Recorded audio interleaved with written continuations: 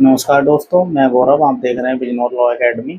आज हम उस प्रार्थना पत्र की ड्राफ्टिंग करने वाले हैं जो न्यायालय में सबसे ज़्यादा यूज होता है, सबसे ज़्यादा लिखा जाने वाला प्रार्थना पत्र, उसकी ड्राफ्टिंग करने वाले हैं, जिसको हम हाजिरी माफ़ी बोलते हैं। तो इसकी ड्राफ्टिंग हम कुछ इस तरीके से करते हैं। सबसे पहले हम यहाँ पर कोर्ट की साइटेशन लिखते हैं, जैसे जिस न्यायालय में मुकदमा विचाराधीन है, सबसे पहले उस न्यायालय का नाम, जैसे हमने लिखा है न्यायालय श्रीमान CGM साहब बिजनौर। उसके ठीक नीचे वाद संख्या के ठीक नीचे पार्टी का नाम, जैसे राज्य बनाम हमने क्या है इसमें अभियुक्त को मान रखा है, ठीक है। राज्य बनाम क्या है, सरकार बनाम क्या है, उसके ठीक नीचे धारा के ठीक नीचे थाना। ये लिखने के बाद में हम लिखेंगे प्रार्थना पत्र वास्ते हाजिरी माफी, या तो ये लिखेंगे या ये लिखेंगे प्रार्थना पत्र अंतर्गत धारा 226 भारतीय नागरिक सुरक्षा संहिता 2023।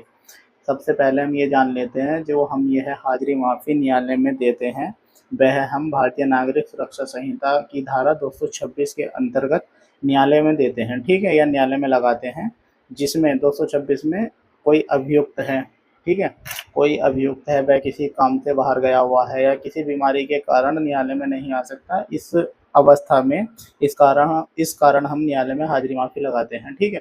इतना लिखने के बाद में प्रार्थना पत्र लिखना शुरू करेंगे। सबसे पहले लिखेंगे श्रीमान जी लिखने के बाद में न्यायालय को बताएंगे कि निवेदन है, कि न्यायालय से निवेदन करेंगे, निवेदन है कि उपरोक्त वाद में प्रार्थी अभियुक्त है, जिसका हम प्रार्थना पत्र लिख रहे हैं। न्यायालय को बताएंगे कि जो वाद उपरोक्त है उसमें जो प्रार्थी है वह अभियुक्त है।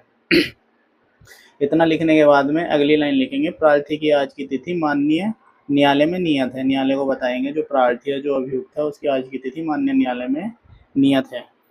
उसके बाद लिखेंगे प्रार्थी किसी जरूरी काम से या बीमार हो जाने के कारण या अन्य कोई कारण, ठीक है। वो कारण लिखने के बाद में लिखेंगे, जैसे हमने लिखा प्रार्थी जरूरी काम से या बीमार हो जाने के कारण माननीय न्यायालय में उपस्थित नहीं हो सकेगा। जिस कारण जो आपका क्लाइंट है या जो भी है जिसकी आप हाजिरी माफी लिख रहे हो, जिस भी कारण से बाहर गया हुआ है या किसी कारण से न्यायालय में नहीं आ सकता, वह कारण लिखने के बाद में लिखेंगे माननीय न्यायालय में उपस्थित नहीं हो सकेगा। इतना लिखने के बाद में हम न्यायालय से प्रार्थना करेंगे, न्यायालय से प्रेयर करेंगे। नई लाइन से लिखेंगे अतः माननीय न्यायालय से, ये लिखेंगे, या फिर लिखेंगे श्रीमान जी से विनम्र प्रार्थना है कि अभियुक्त की आज की तिथि माफ फरमाते हुए कोई अन्य तिथि जारी करने की कृपा की जाए, ठीक है। या तो ये लिखेंगे कि अभियुक्त की आज की तिथि माफ फरमाते हुए कोई अन्य तिथि जारी करने की कृपा की जाए, या लिखेंगे व्यक्तिगत हाजिरी माफ करते हुए धारा 226 BNSS भारतीय नागरिक सुरक्षा संहिता 2023 के अंतर्गत हाजिरी माफी प्रार्थना पत्र स्वीकार करने की कृपा करें, ठीक है। ये हमारा हाजिरी माफी हो जाएगा। सबसे ज़्यादा न्यायालय में लिखे जाने वाला प्रार्थना पत्र यही है। उसके ठीक नीचे लेफ्ट हैंड पर यहाँ पर दिनांक लिख लेंगे, जिस दिनांक को आप उसको लगा रहे हैं, उसके ठीक राइट में प्रार्थी बबली अभियुक्त, ठीक है।